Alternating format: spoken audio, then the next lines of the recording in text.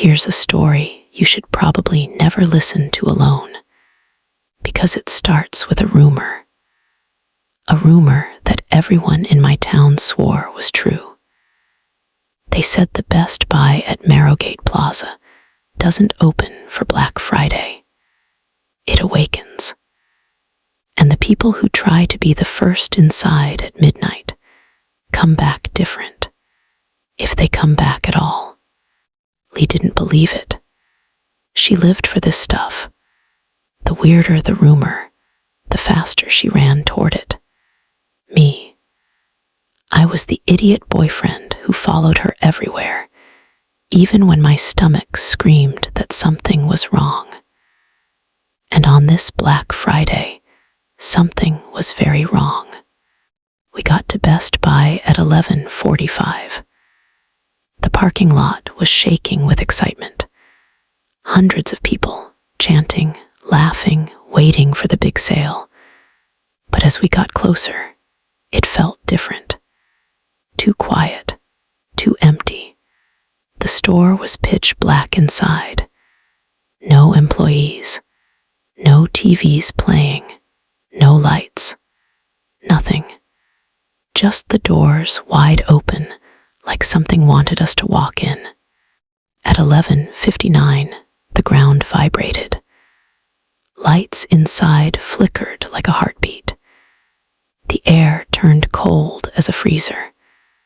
And right when the clock hit midnight, every TV in the store turned on. Every single one. And they all showed the same message. Welcome back, shopper. Not typed, written, smudged, like something dragged the letters across the screen. Lee whispered, "Oh my God, this is real." And before I could stop her, she stepped inside. The doors slammed behind us.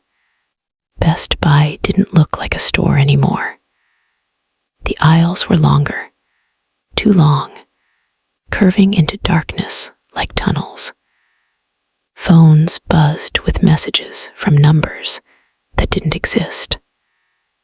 Laptops opened themselves, showing footage of missing shoppers walking through the same aisles we were in right now. I begged Lee to leave, but her curiosity was a hook in her chest. She had to know more. She always had to know more. The TVs switched again. A commercial froze, and every smiling Best Buy employee in the video slowly turned their heads toward us. Their eyes went black. Their mouths stretched open. One of them pointed right at Lee. "We've been waiting for you." She stumbled back, but she wasn't scared. She was fascinated. That was her flaw. The thing I loved about her, and the thing that was going to kill her. A siren blared. Aisles shifted like a maze rearranging itself. Price tags started crawling across the floor. Drones lifted into the air like mechanical insects. And then we saw the Geek Squad counter. The air behind it rippled like boiling water, and something stepped out. It had limbs bending in directions a human shouldn't. Skin stretched too thin, and a Geek Squad badge pinned to its chest like a joke.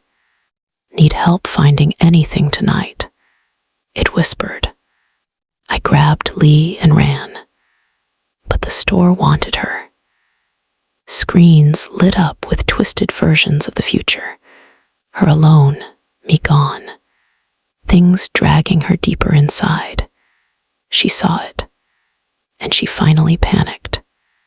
"All sales are final," a voice said, smooth. Calm, too calm. The floor split beneath us. She fell to her knees.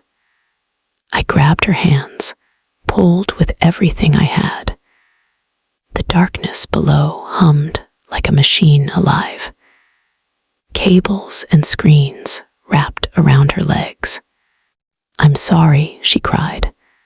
"I should have listened." Her fingers slipped. She fell, and the store sealed the floor as if she never existed. Everything went silent. I screamed her name. I hit the walls. I begged. Nothing answered, until every screen lit up one last time. She belongs to us now. When the doors finally opened for the morning crowd, people rushed in for deals. They found me sitting on the floor, staring at the TVs like a broken thing.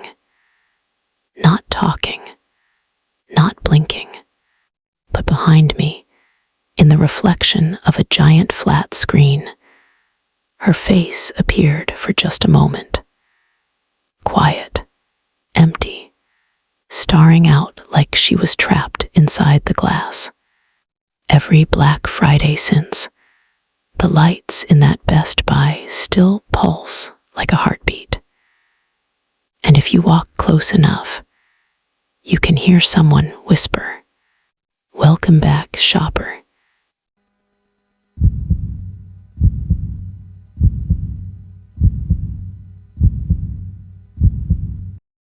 A week after Black Friday, I still couldn't sleep. Every time I closed my eyes, I heard the store calling her name. And maybe I'm stupid, or maybe I'm broken, but I needed answers. I needed to know if she was still in there, still alive, still trapped behind the screens. So I went back to Best Buy. It was 2 a.m. The lot was empty. The automatic doors were locked. Everything looked normal, like any regular store. But when I pressed my hand to the glass, it vibrated. Softly, like there was something breathing on the other side. I stepped back, and then the televisions inside lit up, one by one, like a trail of blue lights turning on in the dark. And on every screen there she was, Lee, standing in the center of the store, not moving, not blinking, her face pale, her hair floating like she was underwater. She slowly lifted her hand and pointed at me. My heart stopped. I grabbed the door handles and yanked. Nothing. I hit the glass. Nothing. I begged. I screamed her name. And then the screen flickered and she disappeared. Something behind the glass whispered, "Soon." I should have run. Instead, I came back the next night, and the night after, and the night after that, because every time I arrived, the store showed me something new. Sometimes it was Lee. Sometimes it was the shadow, the thing with the Geek Squad badge. Sometimes it was aisles bending and twisting like giant ribs. But it always showed me something, like it wanted me to keep coming back, like it was getting me ready. On the 7th night, everything changed. The moment I walked toward the entrance, the lights inside shut off. The entire store went black. The hum of electricity vanished. Even the parking lights flickered out. The world was silent. And then the doors slid open, all by themselves. A cold wind poured out of the darkness and washed over me. It smelled like metal, like old machines, like dust from a grave. I stepped inside. The doors closed behind me, sealing me in. My phone light flickered as I moved deeper into the store. Nothing looked like the Best Buy I remembered. There were no shelves, no TVs, no phones, just rows of tall, silent machines lining the walls like coffins on their sides. My footsteps echoed into nothing. Then a single TV turned on in the far corner. Bright white light, like an eye opening. I walked toward it. As I got closer, I realized the screen wasn't showing video. It was showing a reflection. But it wasn't reflecting me. It was reflecting Lee. She looked right at me. Her lips moved silently, shaping words I couldn't hear. I leaned closer, pressing my ear toward the screen. And then I heard her voice, whispering from inside the glass. "Why did you come back?" I froze. "Lee, I'm here to help you. I'm going to get you out." She shook her head slowly. Her expression wasn't hope, it was fear. "No, you shouldn't be here. It's awake now." Behind her, the darkness parted. That thing stepped forward, its limbs twisting, its body glitching like a corrupted video file. The badge on its chest flickered. I stumbled back. The screen flashed white. And suddenly, every machine in the store turned on at once. Hundreds of screens, hundreds of voices, all speaking at the same time. Return policy void. RESTOCKING. New merchandise. Welcome back, shopper. Sale never ends. The lights burned bright overhead. The aisles snapped into place like shifting bones. And the floor beneath me began to move, rolling like a conveyor belt. It was pulling me deeper inside. I tried to fight it.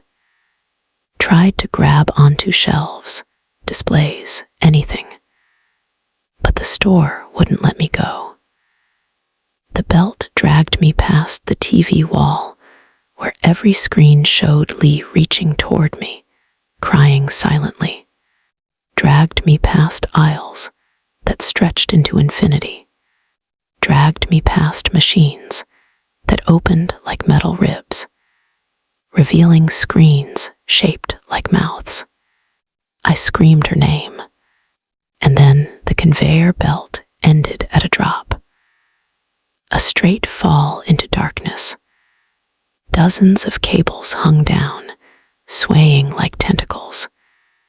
Screens flickered all around me, and in the center of the void, floating weightless, was Lee. Her voice echoed all around me. "Mason, leave, please, before it finishes. I'm not leaving without you. You can't save me," she whispered. "You can only join me." I felt the floor start to tilt. It was dumping me in. I clawed at the metal, but the floor tilted faster. Cables reached up, wrapped around my wrists, my arms, my throat, pulling me toward the pit of screens. Lee screamed, "Run, please run." And then the lights went out. I woke up outside the store in the freezing cold. Alone, my throat bruised, my clothes torn, cables lying beside me like shed skin. The store sat silently in the dark, closed, locked, perfectly normal. No sign of Lee, no sign of the thing, no sign I had ever been inside. But I know I wasn't dreaming, because the next morning I checked my phone. In my camera roll was a picture. A blurry shot of me being dragged into the darkness, Lee behind me with her mouth open in a silent scream. And behind her, the creature, reaching. I threw up when I saw it. But the worst part wasn't the picture. The worst part was the notification under it. Auto upload complete. Saved to Best Buy Cloud Backup. I didn't do that. It did. And now, every night, I hear a faint buzzing in my apartment. The same hum the store made. And sometimes, if the room is quiet enough, I hear her voice. Mason, it's almost